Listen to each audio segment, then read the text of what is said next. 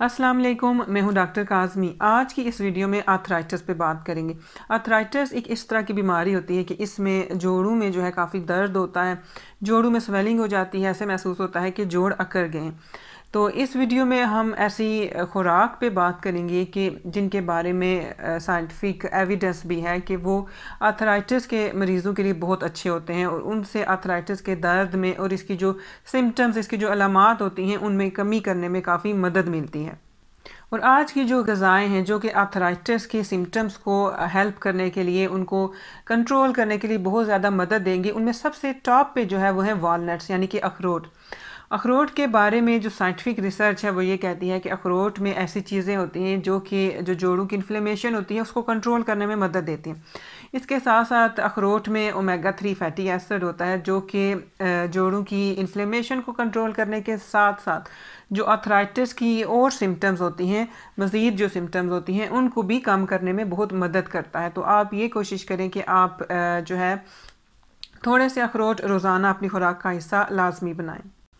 और आर्थराइटिस के लिए आज की जो दूसरी चॉइस है वो है फैटी फ़िश, जैसे कि सामन, ट्राउट वगैरह।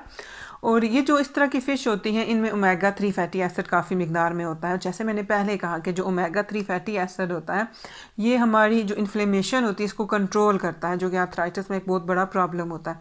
इसके साथ साथ ये जो इस तरह की मछली होती है इसमें विटामिन डी काफ़ी मिकदार में होता है।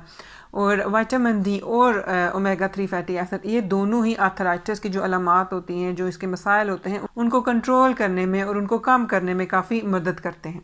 और आज की जो हमारी तीसरी चॉइस है वो है गार्लिक यानी कि लहसुन। बहुत सारी स्टडीज़ की गई और इनके मुताबिक ये कहा जाता है कि जो लहसुन होता है इसमें ऐसी प्रॉपर्टीज़ होती हैं कि ये आर्थराइटिस को, जो आर्थराइटिस होने के रिस्क को काफ़ी कम करता है।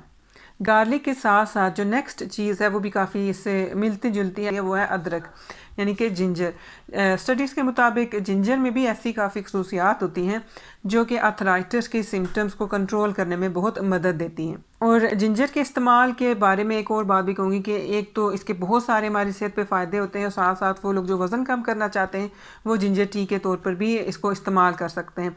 तो अगर आप अपनी ग़िज़ा में जिंजर को इस्तेमाल करना चाहते हैं तो आप जिंजर टी बना सकते हैं, सूप में डाल सकते हैं। और आज की जो हमारी लास्ट ऑप्शन है जो हम डिस्कस करेंगे वो है ओलिव ऑयल यानी कि जैतून का तेल। जो ओलिव ऑयल है उसमें अल्लाह ताला ने बहुत सारी हमारे लिए खसूसियात इसमें रखी हैं, हमारी सेहत के लिए बहुत ज़्यादा इसमें फ़ायदे हैं।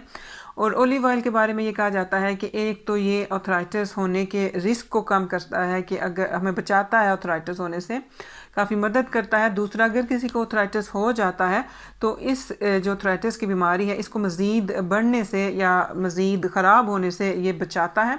और जो आर्थराइटिस की सिम्टम होती हैं, जो उसकी अलामात होती हैं, उनको भी कंट्रोल करने में मदद करता है। मैं उम्मीद करती हूँ आपको ये वीडियो अच्छी लगी होगी।